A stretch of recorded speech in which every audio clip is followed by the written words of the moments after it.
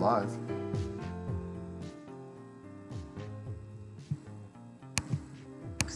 Do you ever think about somebody and all of a sudden, out of the blue, they just phone you, or you run into them?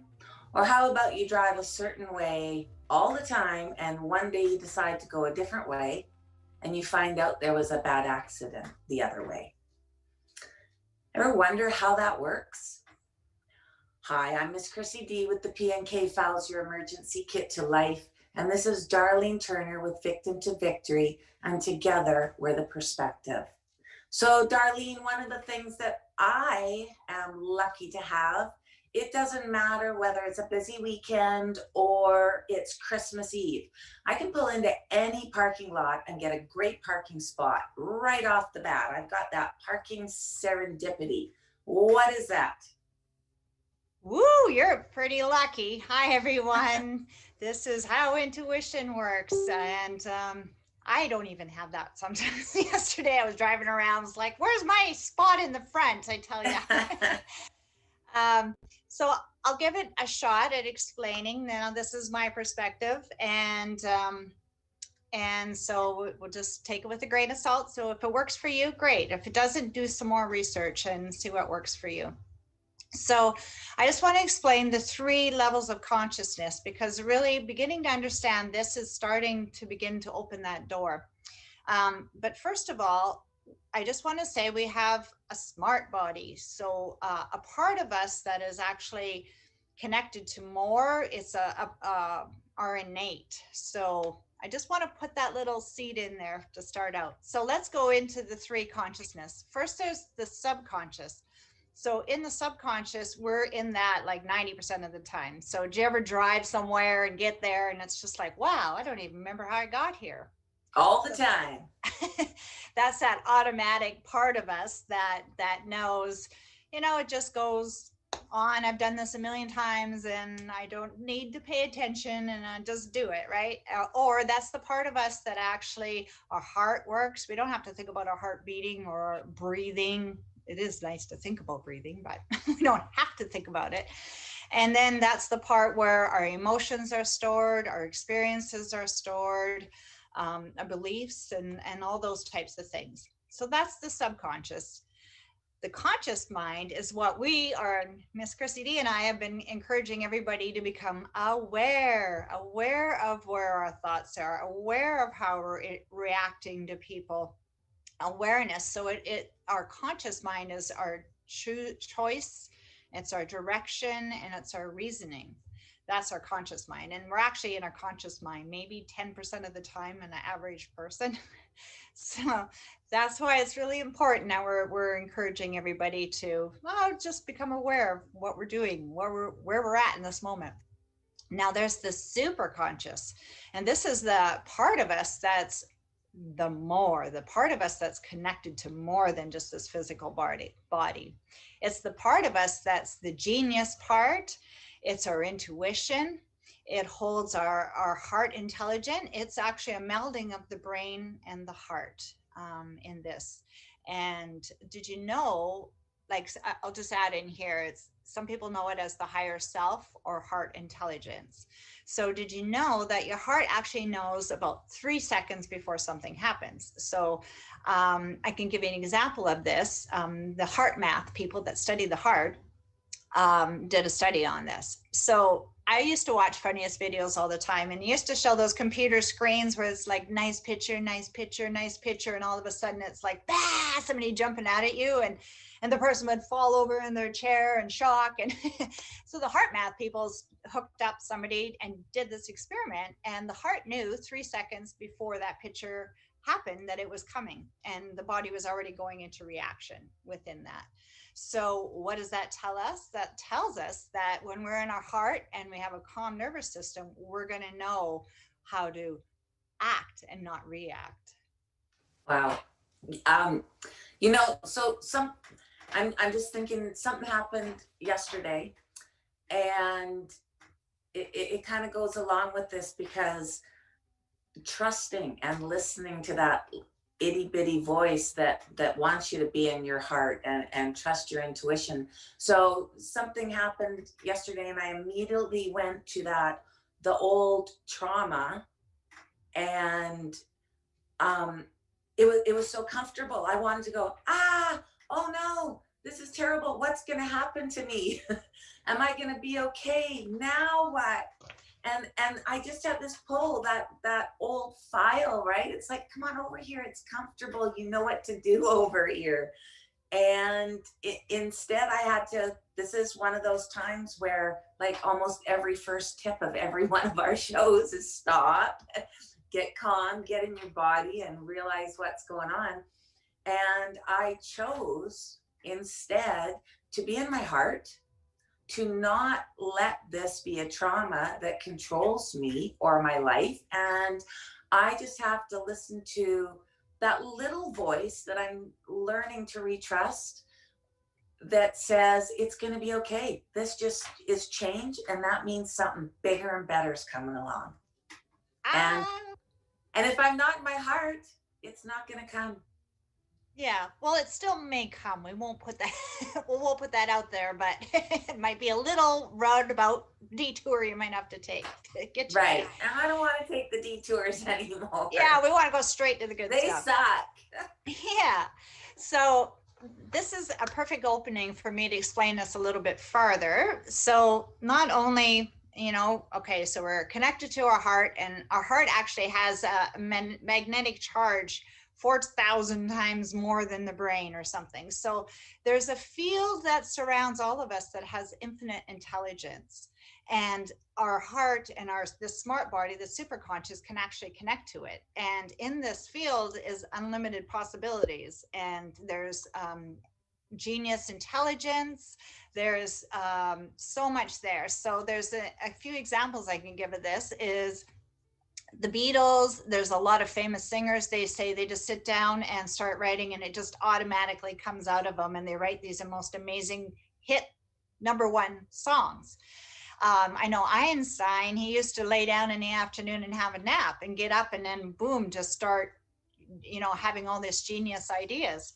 So this field, we can, when we're in our heart, we can communicate it. So like with your example, Chris, when you're in your heart and you're able to access this field around you, it can guide you to the right place to maybe find a solution to that experience, or synchronicity, something that you're open to, and you're asking for it, and you're intending that that's going to come to you. So then it's just kind of drawn to you. You're looking for it. And it's out there waiting for us. It is. It totally is. And another piece of this is not only can we communicate with this field wants to communicate with us. So have you ever seen 5-5? I literally got up at 5-5-5. I looked at my clock this morning. And there's lots of signs for us out there, and numbers is one way, animals is another way that universe communicates. Sometimes we overhear a conversation, or somebody says to us something, and it's just all, wow, like, thank you. That's exactly what I needed to hear today. Do you have any experience with signs, Chris? You know what? It's interesting. People used to say to me, did you not see any signs that this was happening? And I'd be like, nope. and now I think about it, and there was tons of signs. It's like we talked about in that one show, the universe will just give you a little tap on the head, listen to your gut, your heart. It's not the right thing. And you don't listen, and it taps you harder, and then all of a sudden you're getting whacked up the side of the head and falling over, and it's like, oh, that's a sign. It's a sign. So I chose not to listen to the signs. I chose not to trust my intuition. I just always went to the place of, it'll all work out. What can I do? I'm just going to do this for the family and for the higher good, and I'm just going to keep plugging along, and everything will be okay, and everybody will be happy. And that's not the way it works. I think your sign was, stop, it's a dead end road. Yeah. Turn around. Go back. Yeah, go back. another route detour. I love Google Lady about that, because she always is like trying to detour you back to your original address you wanted to go to, you know. And I love another thing about her. I have to just talk about this for a minute, because she never tells you 10 addresses at one time, 10 directions, sorry, at one time. She doesn't say turn left, turn right, and all of that. She only gives you one at a time, so that you can get there and then turn there and then there. I got to add one more little piece into this, because it's so funny. This is a sign or a message from the universe. One day, Michael and I were riding with his parents in the car going out for dinner, and we had Google Lady on. She's telling us go left, go right, this and that. All of a sudden, she says, I can't help you with Jesus. And we were just like, what? Like, where does that come from? And yeah, so there you go. You never know when your messages come. Could even be Google Lady, right? Wow. So I just want to take this a little deeper now. So we talked about this field that surrounds us, and I mentioned a little seed about the smart body. So I'm just going to explain a little bit more on this. So the brain and the heart and our nervous system is the two-way highway of communication and guidance from our body. So obviously the nervous system goes all the way down the spine, down past our stomach and into our tailbone. And it actually vibrates out to the whole body, really. So this is a huge communication device for us. So bringing in this piece of being in our heart, the mind and heart, brain and the heart connection, I want to drop it down to that gut connection that we talked about last week, and that gut feeling, you know. And that feeling can be that, oh God, this makes me sick, I can't handle this situation, right? Yeah. Or maybe it's butterflies in your belly and it's super exciting. So there's a couple ways that, you know, the body is trying to communicate with us in that. And but being in tune enough with that communication, because I can give an example here again of getting on the stage. A lot of people get on the stage, they're driven to have a message to deliver, but yet they'll be super nauseous from nerves and maybe even throw up.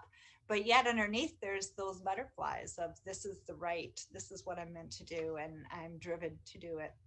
So Yeah. And that builds yes. a pretty strong foundation. You know, we talked before about having things don't work if it's built on a real shaky foundation. It's like the Jenga game. So this is trusting your intuition and your gut and doing listen to what you're supposed to be doing starts building a better foundation. Again, being aware, which is always our first tip. Yeah, absolutely. And the body is continually interacting with this field. And I wanted to put in here, because I forgot to put it a little bit earlier, is my husband Michael, he calls it the Force from Star Wars. So if you're a Star Wars fan or a sci-fi fan, maybe that works for you, of just thinking of it as this force that's out there to help us. And I know in my life, it was a force a lot of times that moved me to change, moved me. I had to move. There was no staying where I was at. I absolutely had to move. Right. And another one I just wanted to open up here in the conversation is goosebumps. So another way our body can communicate with us, and maybe you've had that experience where somebody is telling you something, or you're discussing something, or maybe you're sharing your own story, and all of a sudden you have goosebumps everywhere, and it's like tinglies up the back of your spine. Yeah. That's another Yeah. way your body can communicate with you. Okay. So our 3 tips. All right. Our 3 tips. So tip 1 is what we said before, is like, yeah, last week, you know, putting your hands on your heart, shutting your eyes, giving yourself a couple breaths to turn the mind, turn the world off, and go inside, and then listen. What is this communication for you? What is your body's message? What is that message that your intuition gives you? And practicing that. And then my tip 2 is actually going in and writing something out with your non-dominant hand, because when you write from your non-dominant hand, a lot of times you can access your subconscious and get a message from your subconscious. And I have a wonderful experience. I know we're running into our 15 minutes here, but I don't know if you noticed, I cut my fingers off, and I did that as a child. And the first time I ever did this exercise, I wrote with my left hand, and this whole younger child of me, when I had cut my fingers off, because I wrote with my left hand at that time, was about being scared and the level of pain and the level of compassion that I really wasn't receiving, or being able to receive. So you never know what's going to come out. So please Wow. give it a try. Write with your left hand, getting your mind out of it. Just write what's coming out. And then my tip 3 is, throughout the week, let's see if you can notice any body messages. Is it goosebumps? Is it that gut feeling? What is it that you might experience this week? Yeah, be aware and send us a message. Let us know what you're feeling, because we would love to hear from you. So, as always, we want to keep this short and sweet so that everybody has access to really great tools to help you get through the week. So, thank you, and join us every Sunday at 10 o'clock for the new perspective on trauma, abuse, chronic pain, and the steps to a healthy and thriving life. We will see you next week. Bye, everyone.